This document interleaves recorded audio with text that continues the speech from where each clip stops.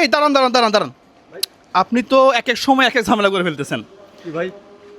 চুলা তো এমনি চলতেছে, তা আপনি লাকড়ি এগুলো আবার ভিজাচ্ছেন কেন?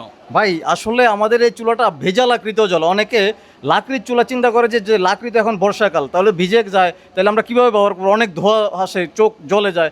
ঠিক আছে, তো সেই দর্শকদেরকে দেখানোর জন্য জাস্ট আমি এই চুলাটা লাকড়িগুলো ভিজাইলাম, যে লাকড়ির চুলা আমাদের এই ভেজা কাঠও জ্বলে। দেখেন ভিজা কাঠে জ্বলে, এটা কেমন কথা?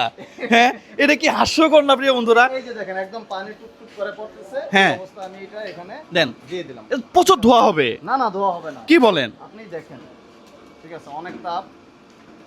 ও মাই গড, আমি একটা দিয়ে দেখি। কোনো ধোয়া নাই। এ পানি সহ নিলাম ভাই।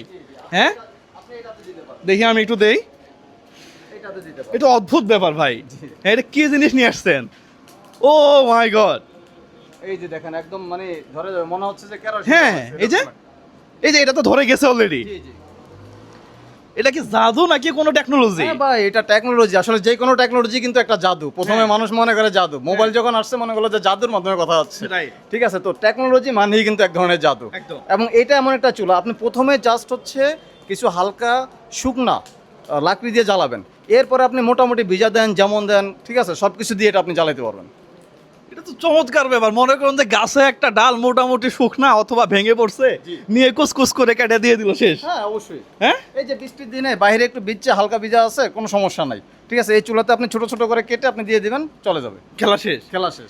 এইটাতে কি বড় মানে এটা এই যে রেস্টুরেন্ট বা হোটেল, হ্যাঁ, রেস্টুরেন্ট, হোটেল, মাদ্রাসা যে কোনো জায়গায় ব্যবহার করার জন্য। এখানে খরচ কেমন? ভাই খরচ হচ্ছে এগুলোতে কম, যেহেতু বাসাবাড়ির চুলা, এগুলাতে আপনার ঘন্টায় 500 থেকে 600 গ্রাম লাকড়ি লাগে 1 ঘন্টা রান্না করার জন্য। আর দুইমুখী চুলাতে ওই একই সেম, জাস্ট দুইটা একসাথে রান্না হয়। এটা হচ্ছে 15 ইঞ্চি সাইজের চুলা, এটা 2.5 থেকে 3 কেজি লাকড়ি লাগে ঘন্টায়। অনেক কম এটা। না ভাই, মানে আপনি আপনার চিন্তা গ্যাসের খরচ যদি আপনি ইকুয়াল হিসাব করেন তাহলে প্রায় 4 থেকে 5 গুণ কমে যাবে। হ্যাঁ অবশ্যই, ঘন্টায় আপনার 2.5-3 কেজি লাকড়ি যদি যায়, 5 টাকা করে যদি আমরা ধরি, তাহলে হয়তো 15 টাকা সর্বোচ্চ খরচ হবে। সেটাই তো। আর গ্যাস যেখানে ব্যবহার করলে আপনার প্রায় 70-80 টাকা খরচ হইতো। আরো বেশি যে গ্যাসের দাম। হ্যাঁ অবশ্যই, এবং হ্যাঁ? তাপও তো প্রচুর, এবং রান্নাটাও দ্রুত আসে। দেখেন আসলে প্রিয় বন্ধুরা, এটা কিন্তু আপনি মানে যদি এটা ইউজ করে না থাকেন তাহলে আপনি অন্য জগতে আছেন। মাসে যদি আপনার 1,000 টাকা সেভ হয় তাহলে বছরে 12,000। এটা যদি রেস্টুরেন্টে হিসাব করেন তাহলে তো লাখ টাকার উপরে সেভ করবে। হ্যাঁ, লাখ লাখ টাকা, প্রতি মাসে লাখ লাখ টাকা সেভ করতেছে। হ্যাঁ, দোয়া তো অবশ্যই করে ভাই, যেমন মানুষ তো জানেই না যে এটা আছে।